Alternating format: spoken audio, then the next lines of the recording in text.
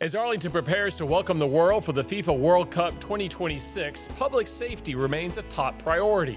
I'm Jay Warren, and in this episode of Arlington Welcomes the World, we're hearing from Arlington's police and fire chiefs about how the city is preparing to keep residents and visitors safe during one of the largest sporting events in the entire world.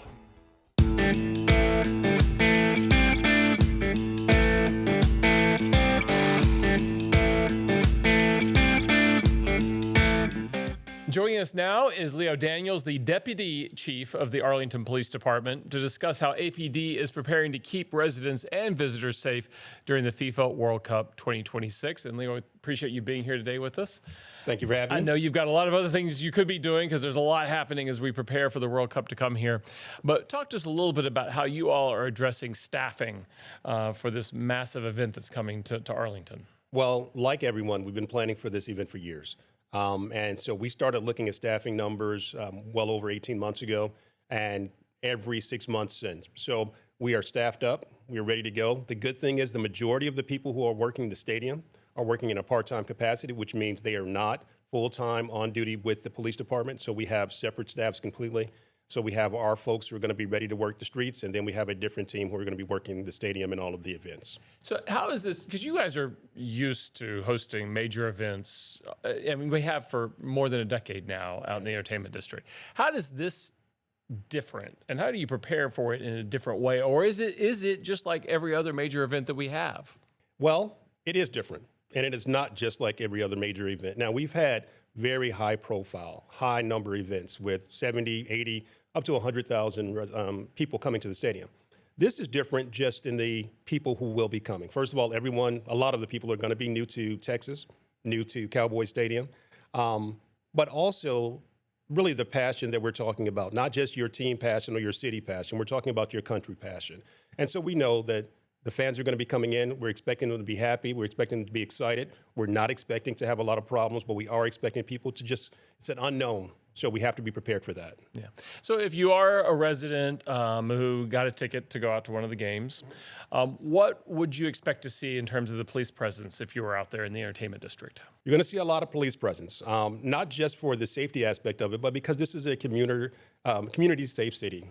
We want visitors to come in. We want people to understand what's going on around. So we're going to have people helping out. We're going to have a lot of city employees as well as police working in conjunction with police employees.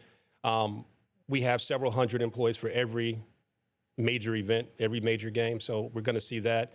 We're going to restrict the area a little bit more than we normally would because there's so many activities going on with FIFA coming. And other than that, though, you will just see that normal large presence that you always see at a major event. I think some residents, when they hear that, think, well, wait a minute, if all that's being invested out there during a game, what's going to happen on my streets in my neighborhood where I'm going to be, maybe watching the game on TV? What will that presence in the neighborhoods be like on those game days? Legitimate concern, and if there's no problems in your neighborhood, nothing should be different. You should expect the same level of service you always have from the Arlington Police Department. Now, we will have some additional folks staffed up just in case. So we'll have different groups and we'll evaluate how that looks. But as far as who's working the streets, who's working the different sides of town, those staffing numbers are going to be exactly as they would any other time. And one of the ways you're able to do that is all the partnerships that you all have. I know local police, you're bringing in part-time folks, but also your partnerships at the state and federal level. So this is a big effort going into this, right? This is a huge effort, and we have been very fortunate to have our partners coming early and often from all of our federal partners, our Texas State Police, DPS has a huge contingency that's going to be here as well.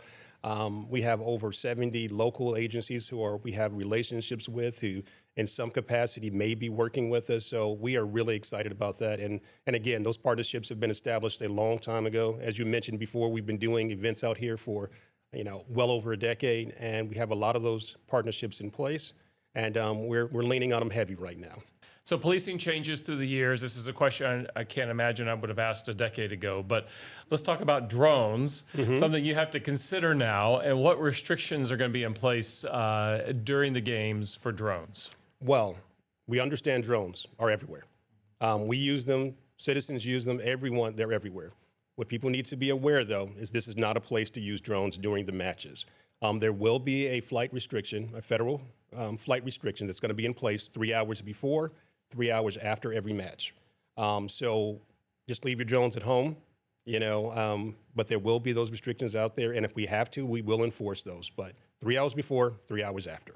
Very good. Well, so what's your biggest safety message for both visitors and residents as we head into this 9 Super Bowls coming to Arlington? The biggest safety message, in large part, is the same. Be aware of your surroundings. Take care of those around you. Make sure that you have plans to get in and out. Give yourself some more time. Best we have plans for contingencies for traffic and everything like that, but it's going to be a little slow, particularly early, because like we said, this is a new crowd. So just be aware, have fun, don't overindulge. Yeah. All the normal things, but I think everyone's going to have a great time. That's wonderful. Well, we appreciate you being here today and really appreciate the entire team and all the hard work you're putting into making sure this is a safe event. Thank you. Thank you, Leo.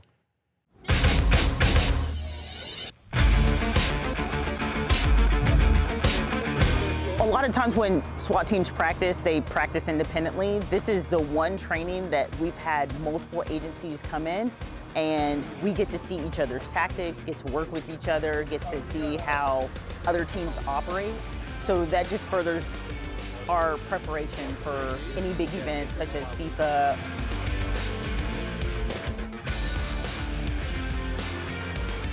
We've got over 2,500 participants, over 85 different agencies participating in this.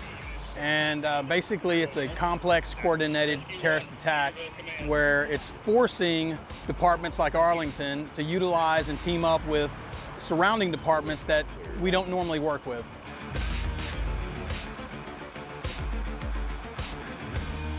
The citizens of Arlington are going to be safe for FIFA, and all of the training that we're doing today and in preparation for FIFA is going to prepare us for that. This training is so critical for those big events. Realistically, you never know when it's going to happen, right? But if it's happening to your neighbors to the north and south and you normally rely on them and you can't, it's real important that we take advantage of partnering with these other departments, training with them, building those relationships, because the Metroplex is just getting busier. Arlington is getting way busier with all of the special events that are coming in and out. Now we're joined by Division Chief John Padilla with the Arlington Fire Department to talk about emergency preparedness, response planning, and how the department is preparing for the large crowds that are expected during the FIFA World Cup 2026. And let's start with that question, John. We appreciate you being here, and tell us how you're getting prepared. Yeah, so this is quite an extraordinary event, kind of a once-in-a-lifetime opportunity, for the city of Arlington to host such a magnificent event such as the World Cup. And so for the staffing for the Arlington Fire Department, we've expanded our coverage to capture our public safety efforts for the entertainment district, because we know we're going to have an abundance of international attendees, local visitors, in the district. So we want to make sure that our posture helps support, the increase in pedestrian traffic throughout the entertainment district. Yeah, it strikes me as just this daunting task of how do you get prepared for something this big? And it's not just one game. You get prepared, and then it may be the next day or a couple days later, here's another game. Yeah. Here's another game. Like, how do you get prepared for that? Yeah, so, for the past 2 years, we've been planning for this. And what's great is that our unified posture with our partners in the police department and then our state and federal assets, just this coordinated effort to understand what to expect from the crowd sizes and their reactions with their teams and how they follow them, and to make sure that we get in front of it, the most appropriate way to keep everyone safe and secure, throughout the tournament. Yeah, we know the police side. We just talked a little bit about how maybe federal partners like the FBI or Secret Service or other, federal law enforcement agencies that people have heard of in the past working. What's that at the fire department level, the emergency management level that you deal with? Yeah, so for us, when we talk about all the alphabets, the FBI, the CST, the DHS, is that we've partnered with them to help expand our specialty missions, that deal with EOD, hazmat, and life safety. And so having those federal state partners embedded with our planning efforts, in our teams, allows us to have a broader reach to expand those types of services, from a public safety standpoint, to cast that larger, wider safety net around the entertainment district. Yeah. So I know people are excited to have the game here, and they're excited that we're going to be able to show off how we host an event here in Arlington in a world-class way. But at the same time, I know response times for you all in particular is really important. You count on those, whether it's a fire response or an EMS response. How, if all, will those be impacted during the game days? So for when we're talking about, the stadium, the secure perimeter, and the entertainment district, is we've pre-positioned units around the entertainment district, to have more of a coverage that is dedicated strictly to the tournament and its posture. At no point, will we be pulling in 911 resources, because we recognize we have two different audiences. We have our local community that we have to protect, and then we have the attendees for the World Cup tournament. And so by expanding our coverage throughout the different geographical areas in the area around the stadium, we'll be able to capture any type of medical emergency swiftly so that there's no delay in coverage.